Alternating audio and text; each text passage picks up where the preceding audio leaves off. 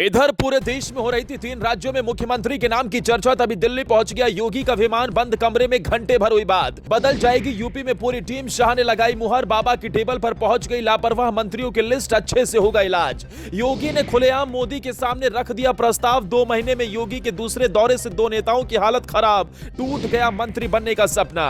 आधी रात दिल्ली बुलाते ही मोदी ने बढ़ा दिया योगी का कद। राजस्थान का मुख्यमंत्री बनाएंगे योगी आदित्यनाथ। बाबा बालकनाथ के लिए खुलेआम भिड़ गए योगी।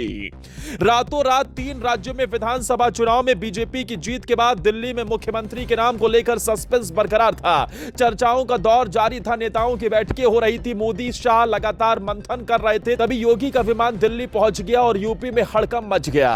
मोदी के साथ बंद कमरे में योगी की हुई मुलाकात, तो शाह को भी बता दिया क्या है आगे का प्लान। जब दिल्ली में योगी शाह से मुलाकात कर रहे थे, तभी लखनऊ में नेताओं की धड़कनें तेज हो रही थी। योगी 2 महीने में तीसरी बार दिल्ली दौरे पर आए तो एक बार फिर मंत्रिमंडल विस्तार की खबरों ने जोर पकड़ लिया। यूपी में कई चेहरों के बदलने के संकेत मिलने लगे। 3 राज्यों में कमल खिलाने के बाद अभी मुख्यमंत्री के नाम को लेकर सस्पेंस बरकरार था।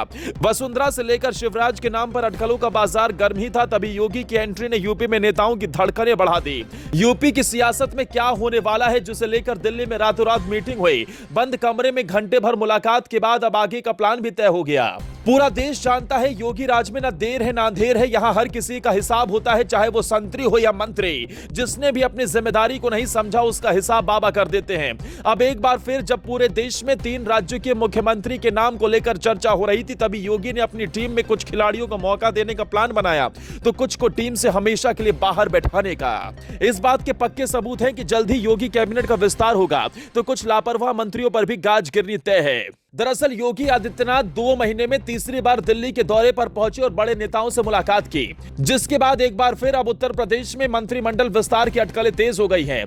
यूपी में 400 विधानसभा सीटें हैं, 60 मंत्री बनाए जा सकते हैं, लेकिन अभी तक उत्तर प्रदेश में सिर्फ 52 मंत्री हैं। ऐसे में 8 सीटें खाली हैं, जिसे भरने के लिए अब कदम उठाया जा सकता है। खबर है कि इसे लेकर पहले ही रणनीति बन गई थी, शाह की तरफ से भी मुहर लग गई थी और योगी आदित्यनाथ ने भी ये क्लियर कर दिया था कि 3 राज्यों में कमल खिलाने के बाद वो उत्तर प्रदेश में मंत्रिमंडल का विस्तार करेंगे। इस मंत्रिमंडल विस्तार में जातीय समीकरण से लेकर तमाम समीकरणों को साधा जा सकता है, क्योंकि अगले साल लोकसभा के चुनाव भी हैं। ऐसे में जातीय समीकरणों को साधते हुए भारतीय जनता पार्टी आगे बढ़ना चाहेगी। फिलहाल यूपी कैबिनेट में मंत्रियों की संख्या में ज्यादातर सवर्ण हैं, लेकिन ओबीसी और कोई बड़ा दलित चेहरा नजर नहीं आता।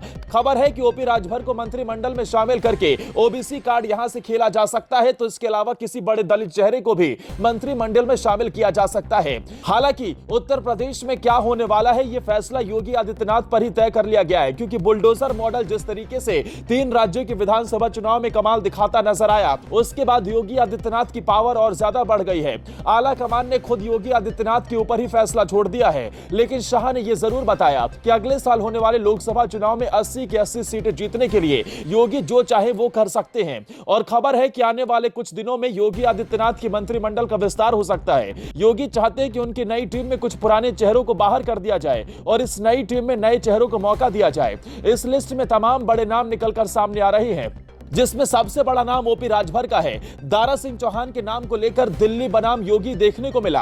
आला कमान की तरफ से दारा सिंह चौहान को मंत्रिमंडल में शामिल करने की बात कही गई, तो योगी आदित्यनाथ ने साफ मना कर दिया था, क्योंकि दारा सिंह चौहान पहले पार्टी से बगावत करते नजर आए और उसके बाद उन्हें चुनाव में भी जनता का साथ नहीं मिला, जिसके चलते हुए हारे हुए नेता को योगी अपने कैबिनेट में शामिल नहीं करना चाहते।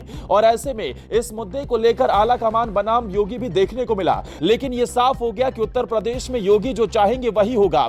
आने वाले दिनों में योगी मंत्रिमंडल का विस्तार हो सकता है और इसमें कुछ नए चेहरों को शामिल किया जा सकता है, तो कुछ ऐसे लापरवाह मंत्री जिन्होंने अपने कामकाज को सही तरीके से नहीं निभाया, उनको बाहर भी किया जा सकता है। दोस्तों, दूसरी तरफ यह भी माना जा रहा है कि राजस्थान में भी योगी की ही तरह बाबा बालकनाथ को मुख्यमंत्री बनाया जा सकता है। क्या आपको लगता है कि राजस्थान की कमान बाबा बालकनाथ के हाथ में होगी? कमेंट कर जरूर बताएं।